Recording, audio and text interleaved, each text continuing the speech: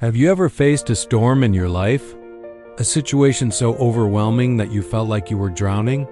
Today, we're diving into one of the most incredible stories from the Bible, a moment that speaks directly to our fears, our faith, and our human frailty. It's the story of Jesus and Peter walking on water. Let's set the scene. Jesus had just performed the miracle of feeding the 5,000. Imagine the energy, the excitement, the sheer awe of the crowd. After this intense day, Jesus needed some time alone to pray. So, he sent his disciples ahead of him in a boat to cross the Sea of Galilee, promising to meet them on the other side. As evening fell, the disciples set sail. The sea was calm at first, but soon the winds picked up. This wasn't just a light breeze. The Bible describes it as a strong wind pushing against them. The Sea of Galilee is known for its sudden, violent storms. It sits in a basin surrounded by hills, and cool air can rush down the slopes, churning the water into a frenzy.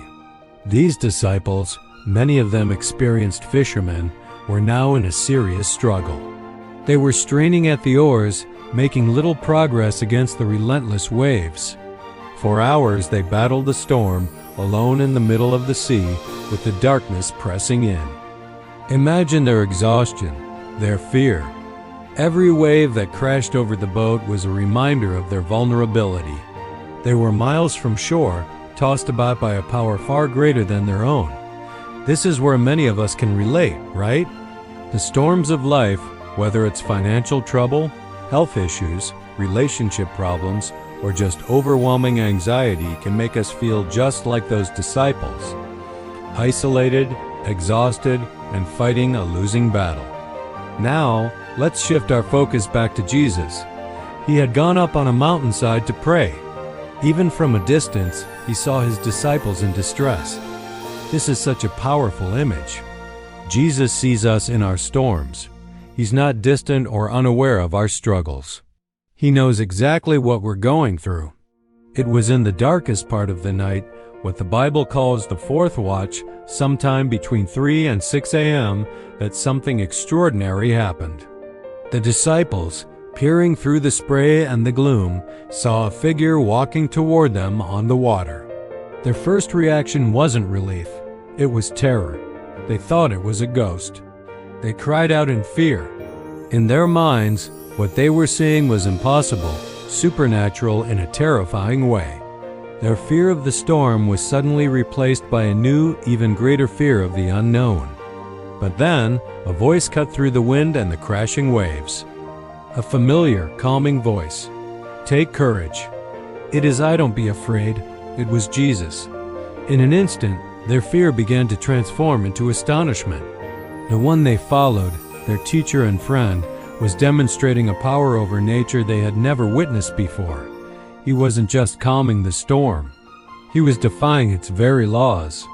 This is where the story takes a personal turn with one of the most impulsive and passionate disciples, Peter.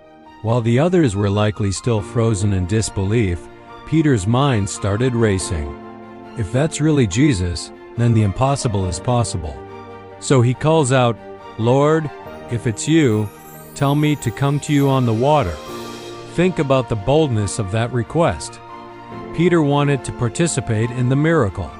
He didn't just want to be a spectator. He wanted to experience that same power to step out of the boat and into the supernatural.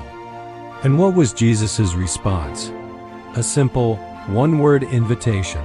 Come. That one word was all Peter needed. With his eyes fixed on Jesus, he climbed over the side of the boat and took his first step onto the churning sea. And he didn't sink. For a moment, Peter was doing the impossible. He was walking on water. He was literally walking on top of the very thing that had been threatening to swallow him and his friends just moments before.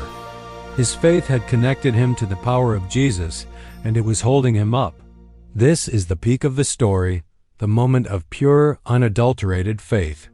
But we all know what happens next. Peter, walking on the waves, suddenly became aware of his surroundings again.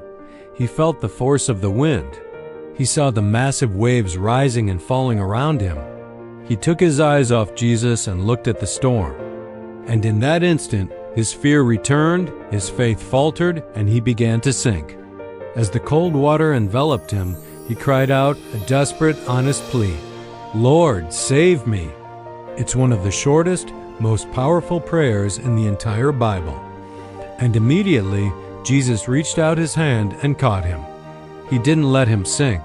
He pulled him up from the waves. As Jesus held him, he asked a gentle but profound question. "You of little faith, why did you doubt?" It wasn't an angry scolding. It was a teaching moment. Jesus wasn't mad that Peter's faith was small.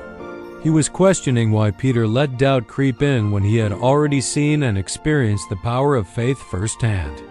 Then, Jesus and Peter climbed back into the boat together. And the moment they were back in the boat, the wind died down. The storm was over. The sea became calm. The other disciples who had just witnessed this entire incredible event were completely astounded. Their fear turned into worship. They fell at Jesus' feet and declared, "Truly, you are the Son of God." They had seen his power over nature, his power over fear, and his power to save. So, what can we take away from this amazing story? First, Jesus is with us in our storms.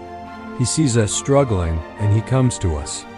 He might not show up in the way we expect, but his presence is a promise. Second, the invitation to step out of the boat is for all of us. Faith isn't about staying safe and comfortable. It's about trusting Jesus enough to step into the unknown, to do things that seem impossible.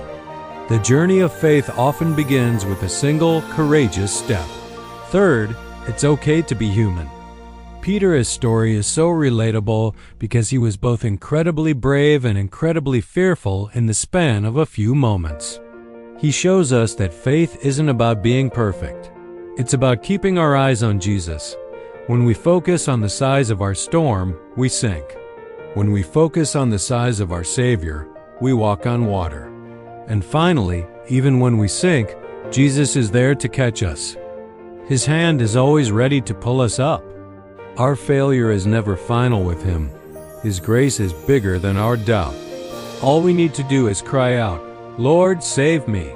So, whatever storm you're facing today, remember this story. Fix your eyes on Jesus. Don't be afraid to step out in faith. And know that even if you falter, he is right there to catch you.